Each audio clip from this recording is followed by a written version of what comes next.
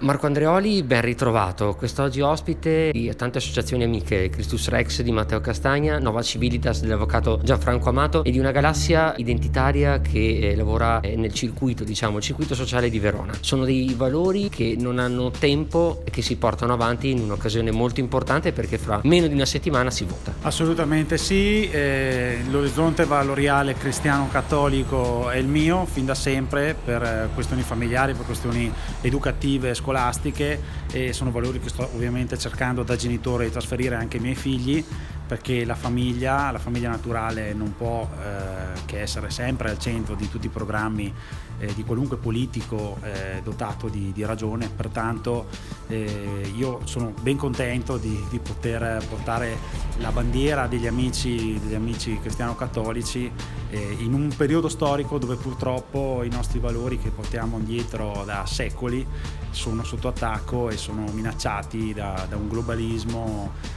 senza vergogna, si può dire. Ormai sono tanti giorni di campagna elettorale. Una tua impressione, se appunto avessi di fronte una pagina di un diario, cosa scriveresti? Se ti è capitato qualcosa di particolare, insomma? Sì, guarda, vi racconto un episodio che mi ha veramente colpito, è stato il più bello che mi è capitato, in questa campagna, che mi porterò dietro.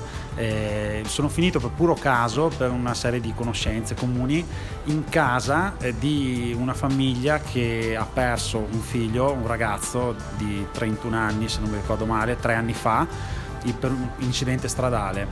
Questo ragazzo portava il mio nome, si chiamava Marco Andreoli, e per me è stato emozionante perché non era una cosa preparata, e l'abbraccio con la madre è un ricordo che mi porterò dietro di questa campagna elettorale, qualunque sarà il risultato. Ecco, quindi se avrò la possibilità anche di portare avanti la memoria di questo ragazzo che purtroppo non ho conosciuto, sarò ben felice, perché questa famiglia porterà sempre un dolore che mi è entrato dentro ed è diventato il mio. È una storia come tante da raccontare. Allora il 20 e il 21 si vota, è l'importante spazietto bianco che c'è di fianco al simbolo, lì bisogna scrivere qualcosa di concreto. Assolutamente sì, abbiamo la possibilità di scegliere i nostri rappresentanti, non sempre è così, pertanto il voto alla Lega è un voto a difesa delle nostre tradizioni, è un voto che premia il buon governo di Luca Zaia, è un voto che allo stesso tempo premia il Matteo Salvini per la sua difesa strenua